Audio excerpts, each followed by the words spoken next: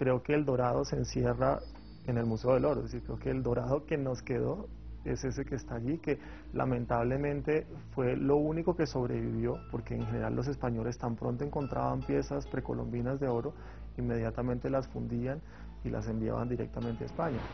Los corsarios ingleses y los conquistadores españoles no fueron los únicos en encandilarse con el oro. El dorado llegó a Francia para instalarse en los salones de Versalles, construidos por el rey Luis XIV. En el siglo XVII, el rey Sol brillaba en su palacio dorado.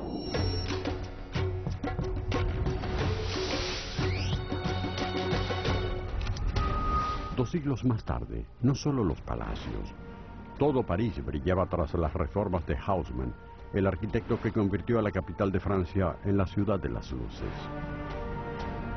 Si queremos ver qué es lo que pasó con Haussmann en París, tenemos que ver que no era solo una idea urbana o una idea arquitectónica o una idea de diseño, digamos así, sino que estaba relacionada con temas también sociales y con temas de higiene. Transformó a París en una de las ciudades más modernas del mundo. Se abrieron bulevares, diagonales y avenidas, se trazaron nuevas líneas ferroviarias y de tranvías, se establecieron normas precisas de construcción para todas las edificaciones y fachadas, se diseñaron plazas, parques públicos y otros sitios de esparcimiento, se levantaron puentes y monumentos.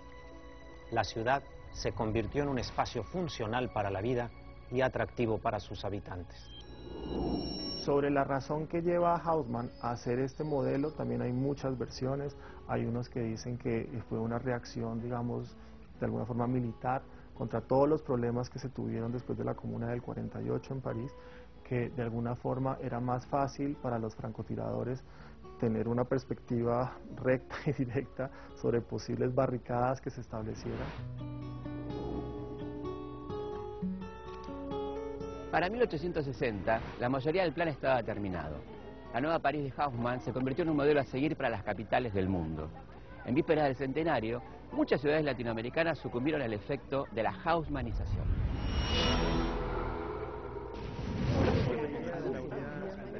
Si uno analiza la historia latinoamericana, hay muchas cosas en común. Hasta algunas parecen digitadas que no hayan sido hechos naturales, sino digitados por otros países y por otras potencias para que Latinoamérica esté viviendo de esa manera. Entonces, ahora que tenemos la posibilidad de mayormente vivir en democracia, cuidémosla.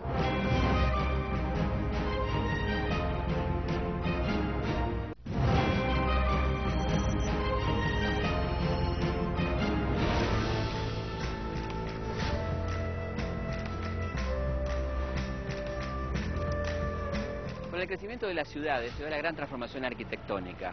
El caso más notable fue el de Buenos Aires, que en 50 años pasó de ser la gran aldea a la París del Plata. La capital francesa fue el modelo a seguir junto con Londres y algo de influencia neoclásica española e italiana. Se va a notar la influencia o digamos así, la notoriedad que tiene París frente al mundo. Se va a notar en varios países europeos y acá en América también se va a notar. Principalement, Buenos Aires, on dirait que ça a été fait par un architecte français. Ça ressemble, vous avez des tournants de rue, vous avez l'impression que vous rentrez dans une rue parisienne.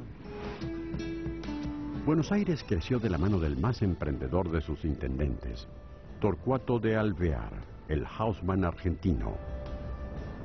Igual que en París, se rediseñó Buenos Aires según criterios modernos. En vísperas del centenario, se construyó la Avenida de Mayo, concebida como el eje cívico de la ciudad. El trazado del eje cívico deja en claro que el poder en la República transitaba entre el Congreso y la Presidencia de la Nación.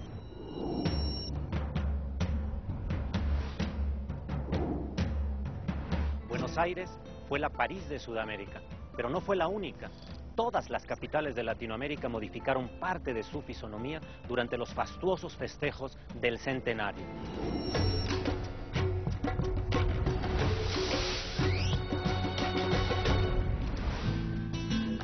Bogotá celebró el centenario con una gran exposición industrial y agrícola.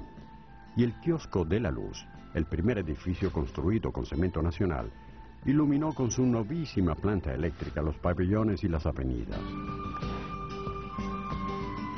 Este es el remodelado Parque de la Independencia, que la prensa comparó con los jardines de Versalles y del que dijo que la maravilla europea se había instalado de repente y como por arte de magia en Bogotá. También durante el centenario se honró a los próceres con un panteón en la iglesia de la Vera Cruz y se erigió la estatua ecuestre de Simón Bolívar. También México se proponía mostrar en su centenario los avances que había logrado durante el mandato de Porfirio Díaz. Mientras subterráneamente se gestaba la revolución, en la superficie se construía una ciudad moderna, a imagen y semejanza de París, con obras de envergadura, como el tendido de luz eléctrica, el icónico monumento de la Independencia y decenas de suntuosos edificios. La ciudad está viva, cambia, y no solo en sus edificios y monumentos, sino sobre todo con su gente. Desde 1930, el ingreso de europeos al continente, incesante en los primeros 150 años de la independencia, se ha reducido al mínimo. Pero la migración interna, el éxodo del campo a las ciudades, no se detiene. Los nuevos habitantes abandonan el interior del país y se acomodan en la periferia de las ciudades, mientras en el centro las residencias recién construidas pertenecen a las élites. El movimiento de urbanización, el éxodo del mundo rural, tengo la impresión de que es un fenómeno generalizado. Por otro lado, parece como una de esas vastas fuerzas impersonales de la historia actuando, porque en las ciudades está el atractivo del mundo industrial y de una vida distinta. Las ciudades latinoamericanas se organizan en círculos concéntricos. En el cordón suburbano se establecen los inmigrantes y obreros, en el centro sigue estando el poder, y en la plaza es el lugar elegido por el pueblo para expresarse.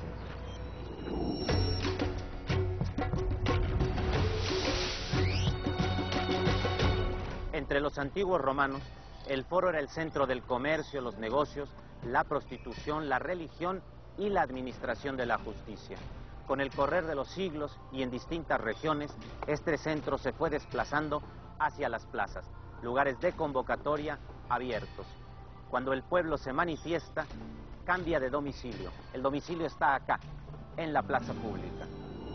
En las plazas públicas la gente tiene sus fiestas, en las plazas públicas la gente se enamora, en las plazas públicas la gente tiene todo su espacio de socialización. Sí, yo he tenido la suerte de cantar en lugares históricos y en plazas increíbles y realmente es hermoso, ¿no? Es hermoso.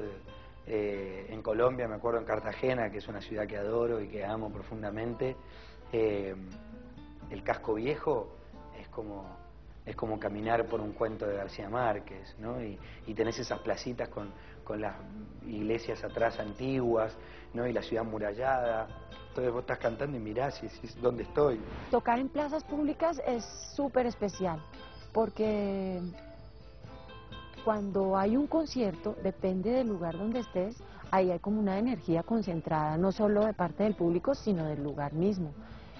Yo he tocado en la Plaza de Bolívar, aquí en Bogotá, muchas veces, y es una cosa impresionante, no solo por la plaza y por lo que está sucediendo ahí, sino por todo lo que te rodea.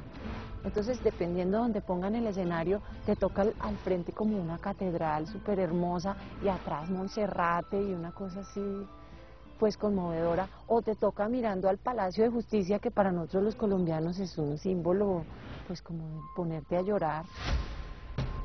Tocar en la Plaza de Mayo, sobre todo celebrando o el advenimiento de la democracia o la continuidad de la democracia, que uno con ilusión a veces participa de un evento que yo no lo veo como político, lo veo como social.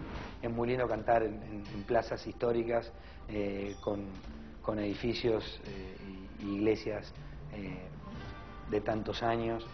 Sí, es como cantar en un lugar mágico, ¿no? Las plazas son el centro vital. En ellas palpita la vida de nuestras ciudades. Los incas creían que el ombligo era el centro de toda vida, y en quechua, ombligo, se dice Cusco. Para ellos, esa ciudad, el Cusco, era el centro de su mundo.